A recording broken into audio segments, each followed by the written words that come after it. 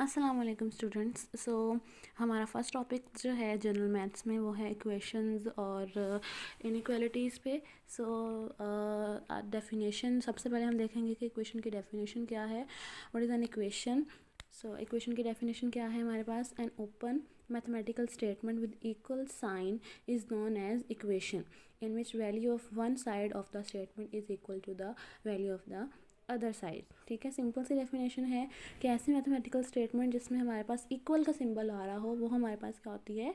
Equation होती है, जिसमें एक साइड की वैल्यू दूसरी साइड के बिल्कुल इक्वल होती है। एग्जांपल्स हैं हमारे पास x+2 = 3 and half x+5 = x-1/3। Equation की आप रियल लाइफ में एग्जांपल ले सकते हैं वेइंग बैलेंस से, जिसमें हम तराजू जिसमें हम जो है वो चीज़ों को बैलेंस करने के लिए जिसे यूज़ करते हैं। वो हमारे पास इक्वेशन की एक रियल लाइफ एग्जांपल है। ठीक है, नेक्स्ट हम देखेंगे inequalities. Let a be our real numbers, then if a minus b is positive, then we say that a is greater than b, or we can say that b is less than a.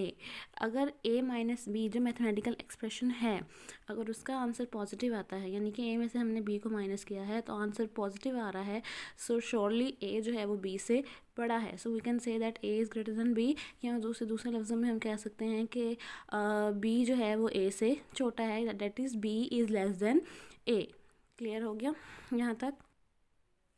और इस relation को फिर हम represent करते हैं इस statement से, that is a greater than b। यानी कि अब इनइक्वालिटी की डेफिनेशन क्या होगी कि ऐसी स्टेटमेंट जिसमें ग्रेटर या लेस का सिंबल हो वो इनइक्वालिटी होती है। द स्टेटमेंट कंटेनिंग ग्रेटर और less symbols is known as inequality. अगर हमें ये कंफर्म नहीं हो कि दो नंबर्स का रिलेशन आपस में इक्वालिटी का आ रहा है या लेस और ग्रेटर का आ रहा है, तो हम लेस देन इक्वल या ग्रेटर देन इक्वल का सिंबल यूज़ करते हैं। If it is not confirm that either A is greater than B और equal to B, we can use less और इक्वल टू सिंबल। ठीक है, अब हम इसे जो है वो अपने स्टेटमेंट के अकॉर्डिंग ग्रेटर और इक्वल में भी डील कर सकते हैं और लेस और इक्वल में भी। ठीक है, अब नेक्स्ट जो है हमारे पास इनइक्वालिटीज़ की दो टाइप्स हैं, एक होती है स्ट्रिक्ट और एक होती है non strict.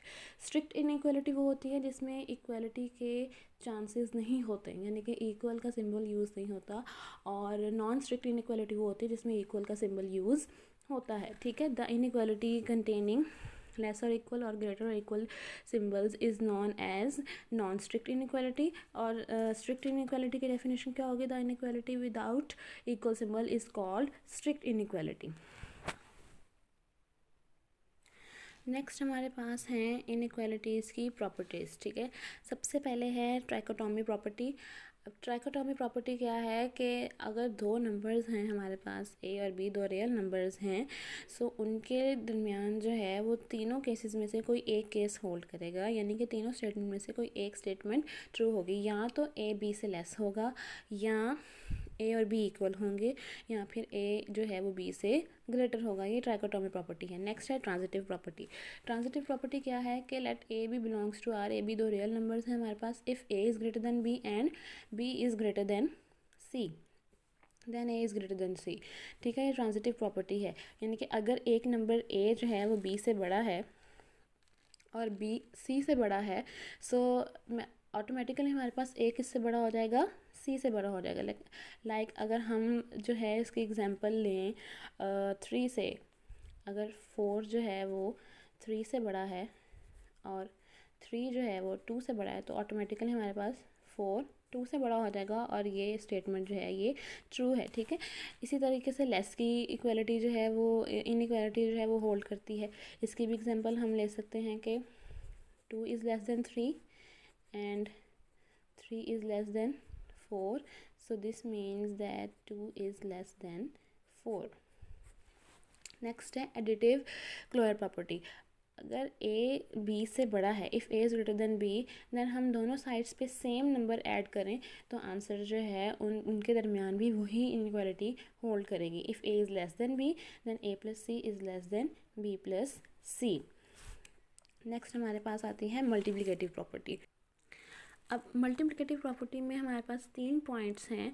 First of all क्या है कि if A is greater than zero and B is greater than zero. Greater than zero का मतलब क्या है कि पॉजिटिव हों, यानी कि अगर ए भी पॉजिटिव है और बी भी पॉजिटिव है, हम इन दोनों को मल्टीप्लाई करें तो हमारा आंसर जो है वो एक पॉजिटिव नंबर आएगा, that is A B is greater than zero. A और बी को मल्टीप्लाई करें तो हमारा आंसर आ रहा है ए बी, जो कि ग्रेटर देन ज़ीरो होगा, ठीक है। और ये आपको रूल वैसे भी मल्टीप्लिकेशन का पता है कि अगर हम दो पॉजिटिव नंबर्स को मल्टीप्लाई करते हैं तो हमारे पास आंसर जो है वो पॉजिटिव आता है, ठीक है। और अगर हम जो है इसके वाइस वर्सा कंसिडर करें, so A is less than zero, B is less than zero. Less than zero का मतलब क्या है कि दोनों नंबर्स जो हैं वो ज़ीरो से लेस होंगे, यानी कि नेगेटिव होंगे, ठीक है। नेगेटिव है, ए भी नेगेटिव है, बी भी नेगेटिव है, दो नेगेटिव्स का प्रोडक्ट हमेशा क्या होता है पॉजिटिव। माइनस माइनस का मल्टीप्लाई करें तो हमेशा आंसर क्या आता है पॉजिटिव। सो अगर दोनों नंबर्स पॉजिटिव हैं तो भी हमारे पास उनकी प्रोडक्ट का आंसर पॉजिटिव होगा, अगर दोनों नंबर नेगेटिव हैं तो भी हमारे पास उनकी प्रोडक्ट का आंसर जो है वो पॉजिटिव होगा। सेकेंड प्रॉपर्टी हमारे पास क्या होती है, if A is greater than B and C is greater than zero, यानी कि अगर ए बी से बड़ा है और हम उन्हें किसी थर्ड नंबर से मल्टीप्लाई करें जो कि पॉजिटिव है, सी ग्रेटर देन ज़ीरो का मतलब है कि सी जो है वो पॉजिटिव है। अब अगर ए बी से बड़ा है, हम दोनों साइड्स को किसी पॉजिटिव नंबर से मल्टीप्लाई करें तो ये जो इनइक्वालिटी का सिंबल है ये चेंज नहीं होगा, A C is greater than B C. और if A is less than B and C is greater than zero, तो ए लेस देन बी है और सी ग्रेटर देन ज़ीरो है, तो यहाँ पे लेस की जो इनइक्वालिटी है वो भी सेम टू सेम रहेगी, यानी कि अगर हम पॉजिटिव नंबर से मल्टीप्लाई करते हैं तो हमारे पास इनइक्वालिटी जो है उसका सिंबल चेंज नहीं होगा। और थर्ड प्रॉपर्टी में हम यहाँ पे नेगेटिव नंबर से डील कर रहे हैं, यानी कि सी इज़ लेस देन ज़ीरो का मतलब है कि सी हमारे पास एक नेगेटिव नंबर है। अगर हम नेगेटिव नंबर से मल्टीप्लाई करेंगे तो इनइक्वालिटी का सिंबल चेंज हो जाएगा। आप इसकी एग्जांपल जो है, for example 4 is greater then 3, 4 3 से बड़ा है। और अगर हम यहाँ पे 4 as A and 3 as B, अगर हम यहाँ पे सी कंसिडर करें कि सी जो है वो हमारे पास क्या है -2, जो कि लेस देन ज़ीरो है, ठीक है। सो हम एक नेगेटिव नंबर ले रहे हैं।